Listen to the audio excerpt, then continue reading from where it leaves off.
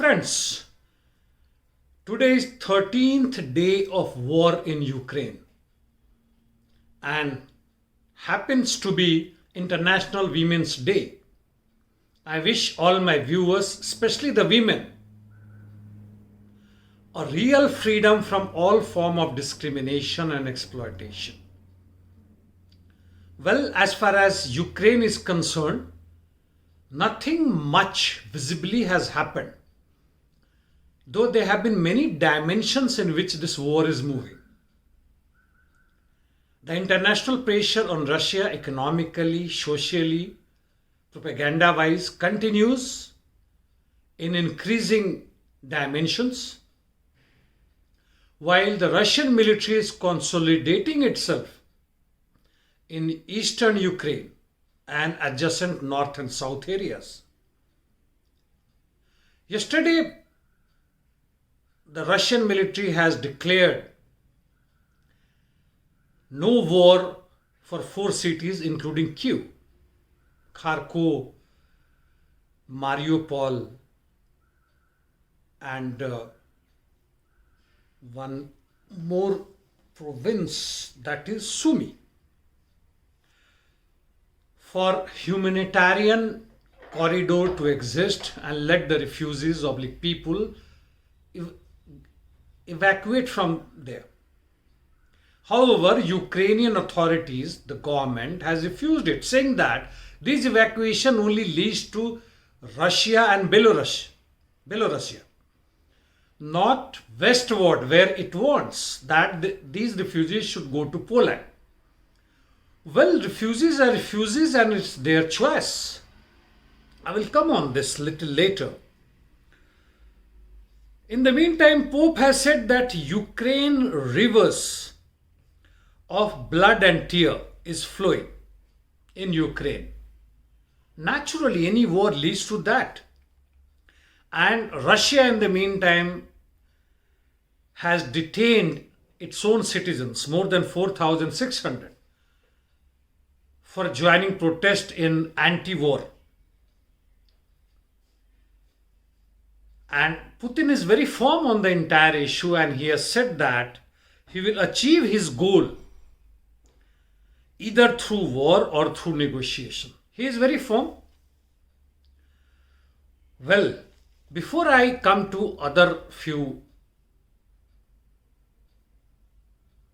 the new informations and happenings related to Ukraine war, I just want to enumerate in very short the war doctrine of Soviet era time, later on followed by Russia, many other countries world over, and natural that India follows, and as I said, the other countries also follows. First one is that when you are fighting with almost at par enemy, you try and gain an air superiority or favorable air situation, meaning you neutralize or reduce the enemy's air power or air defense, so that your freedom to move in enemy territory through air is not restricted, not hindered. It is followed by, on the ground, the artillery and missiles. By the way, missiles were first invented by the Soviets, and later on by Americans and others. And present day Russia not only has mastered in hypersonic missiles, but also the explosion power of their so-called classical bombs. I mean classical bombs of explosive is to differentiate between the then or present day bombs versus the nuclear bombs. So the explosive power of these bombs have increased by 3 to 4 times. That means same amount of explosives will create 3 to 4 times, 5 times damage, area wise, depth wise, otherwise. Okay, this after, even the helicopters are used in this shelling and all that. Because helicopter, you can say, is the raised platform because it can move in a very slow speed, and therefore a raised platform of RT shelling.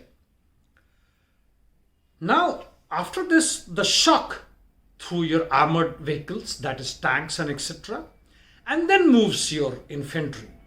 Now, the new entry in this is mechanized infantry. I will not go much detail into this, but then the Red Army followed was minimize the civil or civilian casualties. No children casualties as far as possible.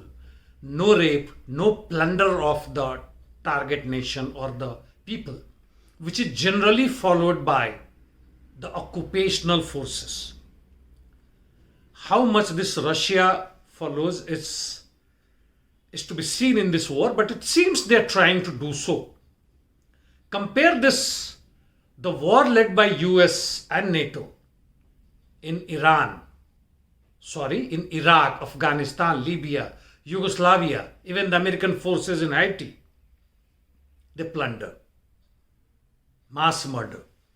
Their doctrine is to minimize their own casualties, let the civilians die. In fact, the Israelis are killing civilians, Palestinians, their children, to threaten them, to desist them from their resistance in the occupied Palestinian territory. You read them separately, find out. Now coming to some few particular informations. UN Humanitarian Affairs Chief has said that now refugees have swollen to more than 1.7 million. And in the meantime, IAEA has requested for agreement on nuclear safety. Let us see. The agreements during the wartime has minimum value, but still, like peace corridor, safety of nuclear reactors, refugees, etc., whatever is happening, it is needed. The entry of humanitarian aids, even the Chinese are bringing in, Russians are bringing in, and I'm sure European Union and others are also sending in. However, I have a question on this. Why allowing such mass scale refugees? Are they not creating a mania among the population? Do you want the entire population to be evacuated? Which is being restricted, hindered by the Ukrainian Nazis, nationalists and even army, because they have been using them as shield and delaying the war as much as possible. They don't want war to be finished very soon because they know they will lose. Well, let us see. And this refugee crisis is also being used as propaganda by UN. Even UN is the mask of European Union and US. And there is difference between the two strategies. One is by West and one by East, that is Russia at present. I mean, to some extent, not fully. In the meantime, World Bank, yesterday I had talked about IMF, World Bank has agreed to give more than $700 million to Ukraine. And as far as India is concerned, it's students' evacuation continuing, where Russia and Ukraine both are helping. For both of them, the Indian support, at least in UN and otherwise, seems to be important. The Quad meeting was on. And of course, they would have forced Indian government to take side with US and NATO and not to go with Russia. In the meantime, Indian space program is at crossroads because Russians are unable to help you in this. Russian and oil gas, as Russia has warned that in case you create blockage for this, it will block its supply to European Union. Let European Union decide what they want.